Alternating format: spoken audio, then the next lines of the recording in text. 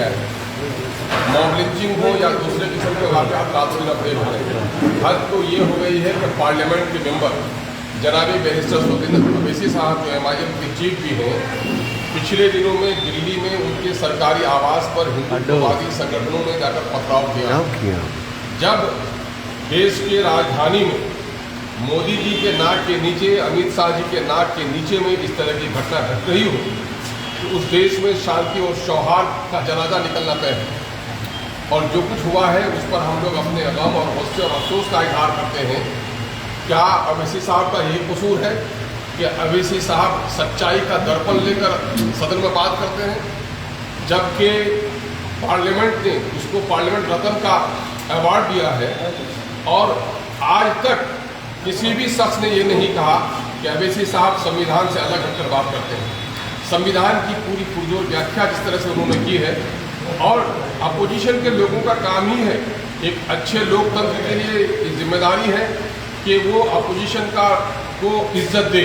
Opposition का काम ही है सरकार की कमियों को गिनाना, और चूंकि दूसरी पार्टी के लोग बड़ी ईमानदारी के साथ नहीं गिना पाते हैं और अवैसी साहब चाहे मोदी जी के हो, चाहे योगी जी के हो, चाहे कांग्रेस के हो, दूसरी पार्टियों के कमियों को गिना रहे हैं कि देश में शांति, सौहार्द और देश को विकास करना है अगर, तो हमको एक ईमानदाराना जमहूरियत, एक बहुत ही ईमानदारी पे आधारित लोकतंत्र को जन्म देना पड़ेगा, उसको ताकत देनी पड़ेगी।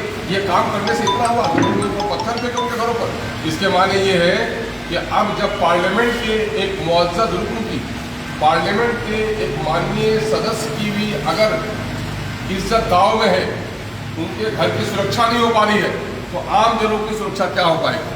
क्या दलितों के लिए, शोषितों के लिए, पीड़ितों के लिए बोलना पाप है? अपियतों के लिए बोलना पाप है? क्या जमहूरियत में अपने दायित्व का निर्वहन करते हुए अपोजिशन का रोल अदा करना और सरकार की कमियों को गिनाना, मोदी जी के या योगी जी के या दूसरे नेता हैं उनकी कमियों को गिनाना पाप है? तो फिर पाप है तो फिर पार्लियामेंट क्यों है, इलेक्शन क्यों है? ये तो लोकतंत्र के इसलिए इसी सुबह यही है कि लोकतंत्र में, राजतंत्र में बादशाह किसी की आलोचना को नहीं सुनता है, लेकिन लोकतंत्र में आलोचना सुनना वक्त के हुक्मरानों की जिम्मेदारी है। तो हम लोग साफ मुतालबा ये कर रहे हैं कि देश में जिस तरह से सौहार्द को ख़त्म किया गया है और हिंदुत्ववादी फासिस्ट पार्टियों ने जिस तरह से अपना नापाक रौल अदा किया है अवैसी साहब के घर पर जाकर, इसका माने ये है कि देश की राजधानी में भी लॉ एंड ऑर्डर फेल है। और देश की राजधानी में भी लॉ एंड ऑर्डर फेल हो जो केंद्र सरकार के जरिए से चलाई जा रही हो, तो इसके माने ये है कि देश के गृह मंत्री जनाब अमित शाह जी को अपनी कुर्सी पर बैठने का कोई हक नहीं है। इसलिए हम लोग मुहिम राष्ट्रपति महोदय के नाम अपना मेमोरेंडम देने जा रहे हैं DM साहब के जरिए से कि जिस देश में शांति और सौहार्द बनाए रखने में और दिल्ली जैसे शहर में लॉ एंड ऑर्डर को ठीक नहीं कर पाए और पार्लियामेंट के मेंबरों के घर की रखवाली नहीं कर पाए, तो आम लोगों के घरों की रखवाली ऐसे गृह मंत्री से नहीं हो सकती है। इसलिए अमित शाह जी को इस्तीफा देना चाहिए।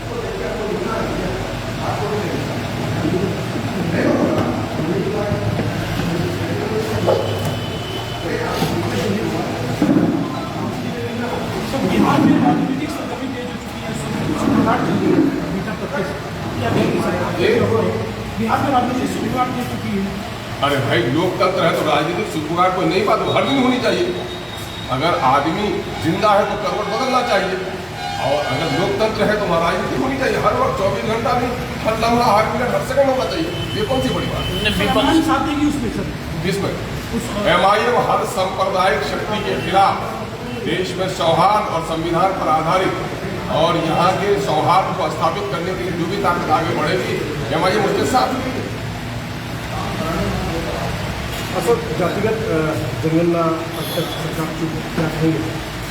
अब सरकार की अगर चुप्पी होगी, हम लोगों ने बड़ी मजबूती से कही है, हमारे पूरे बिहार के सारे नेता गए थे, ऑल पार्टी डेलीगेशन माननीय मुख्यमंत्री जी के नेतृत्व में, सब लोगों ने एक ज़बान होकर मुतालबा किया है कि जाति आधारित जनगणना होनी चाहिए।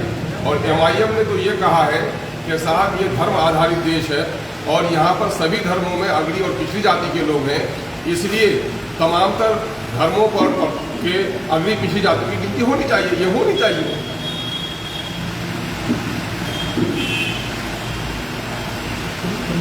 हाँ सर, आप जनाए मुझे, आपको ये बीजेपी के एमएलए की तरफ से धमकी दी ऐसी दिख रहा है।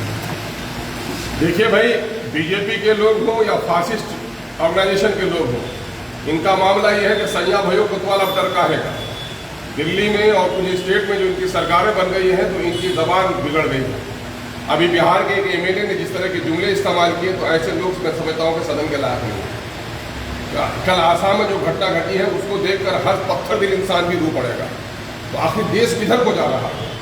देश के बुद्धिजीवियों को और देश के ईमानदाराना सियासत करने वाले लोगों को उठना पड़ेगा कि देश बड़े खतरे के दौर से गुजर रहा है।